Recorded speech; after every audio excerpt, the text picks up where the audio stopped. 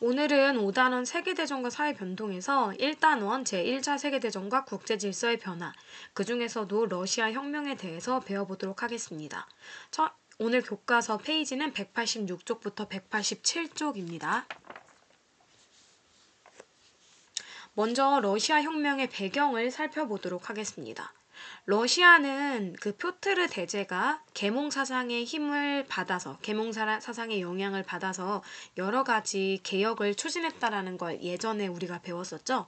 그럼에도 불구하고 황제, 즉 러시아에서는 그 황제를 차르라고 부르는데요. 이 차르의 전제 정치가 지속이 되면서 여러 가지 정치적으로 좀 서유럽에 비해서 좀 후진적인 것들이 유지가 된 상태였고, 농민들은 여전히 농노 신분에 얽매인 상태였습니다. 이런 배경 속에서 알렉산드르 2세는 농노들을 해방하고 지방에 의회를 설치하는 등의 개혁을 추진했는데요. 이런 개혁으로 인해서 보수파들에 의해서 암살이 되면서 결국에는 그 이후에 전제 정치가 강화되게 됩니다. 그러던 도중 피해 일요일 사건이라는 굉장히 중요한 사건이 나타나게 되는데요. 19세기 후반 러시아도 여러 가지 산업혁명, 서유럽에서 진행된 산업혁명의 영향을 받아서 국가 주도의 산업화가 추진되게 됩니다. 이로 인해서 공장에서 근로를 하는 노동자 계급이 성장을 하게 되겠죠. 이런 노동자 계급들은 사회주의 사상을 받아들이면서 사회개혁에 대한 요구를 하게 됩니다. 한편 1904년에는 러일 전쟁이 일어났다라는 걸 여러분도 알고 있을 거예요.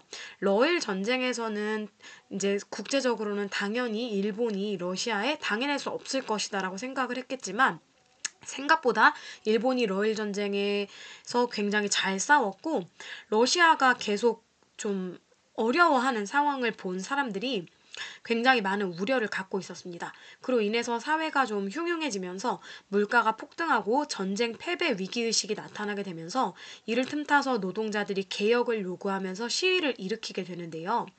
그 당시 알렉산드르 2세의 손자였던 니콜라이 2세라는 황제가, 짜르가 자신을 보호하는 친위대를 앞세워 이런 노동자들의 시위를 무력으로 진압하게 됩니다. 결국 국민의 저항이 거세지자 황제가 개혁을 약속하게 되고, 국민의 자유, 권리를 인정하고 의회, 이걸 러시아에선 두마라고 불러요. 의회를 설치하겠다라고 약속을 할 수밖에 없었지만 별다른 성과가 없었습니다. 이것이 피해 일요일 사건을 표현한 그림입니다. 이렇게 피해 일요일 사건을 겪었던 러시아 사람들에게 제1차 세계대전이라는 정말 큰 사건이 발발하게 됩니다.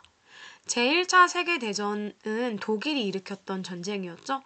독일의 동쪽에 위치해 있던 러시아는 이제 삼국협상의 한 국가로서 연합국 측에 가담하면서 독일과의 계속한 전투에 이제 처해 있을 수밖에 없었습니다.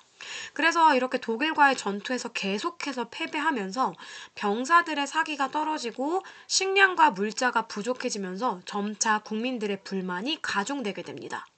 그러던 도중 1917년 그동안의 불만이 폭발해 2월 시위가 나타나게 되는데요.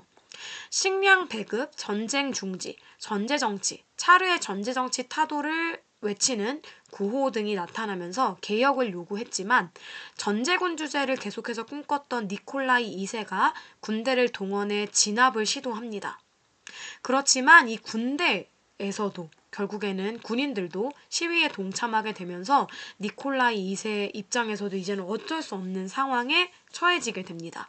그 결과 노동자와 군인, 농민이 소비에트라는 권력기구를 조직해서 혁명을 추진하게 됩니다. 소비에트는 평의회라고 하기도 하고, 우리식으로 따지면 대표자들이 모이는 회의라고 볼 수 있어요.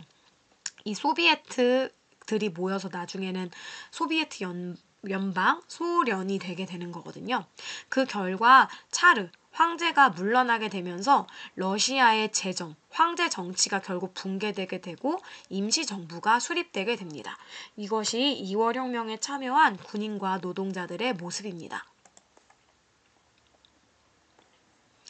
하지만 2월 혁명 이후 만들어진 임시정부는 무능했습니다. 그리고 전쟁 중지를 외치는 시민들의 그런 요구에도 전쟁은 계속해서 치러질 수밖에 없었습니다. 전쟁이 계속 치러지면 많은 시민들이 피해를 입게 되겠죠. 이런 상황을 지켜본 레닌이라는 사람은 원래 사회주의 사상가로서 이제 다른 나라로 망명을 해서 러시아 안에 없었던 상황이었는데요. 이제 레닌이 돌아와서 자신을 따르는 볼셰비키 등을 이끌고 혁명을 다시 한번 일으켜서 2월 혁명 이후 만들어졌던 임시정부를 무너뜨리고 최초의 사회주의 정부인 소비에트 정부를 수립하게 됩니다.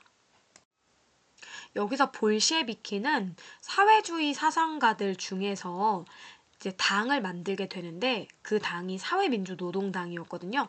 근데 그 당에서 다수파를 차지하는 파를 볼셰비키라고 합니다. 결국 이렇게 레닌이 사회주의 정부를 만들게 되면서 소련이 수립되게 됩니다.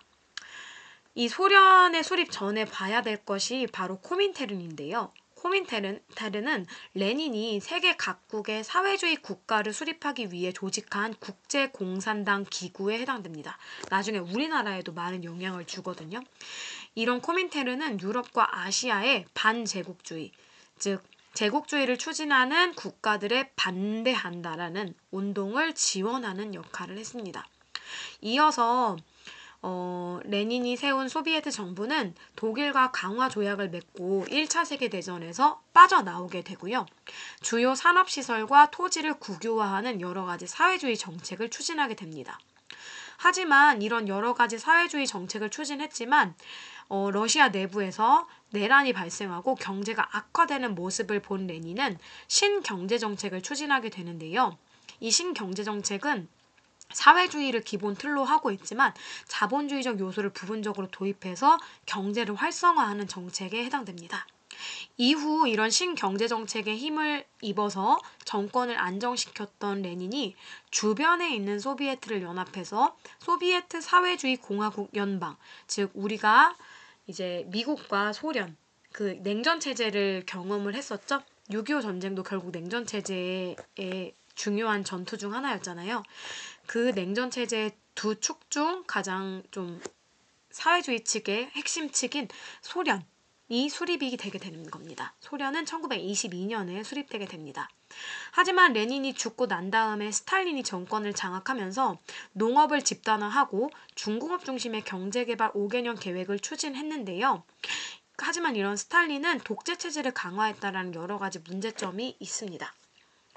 이게 구세력을 쓸어내는 레닌을 풍자한 모습입니다. 그리고 이게 러시아 혁명에서 그 사람들 앞에서 연설하고 있는 레닌의 모습입니다. 오늘은 여기까지 하겠습니다.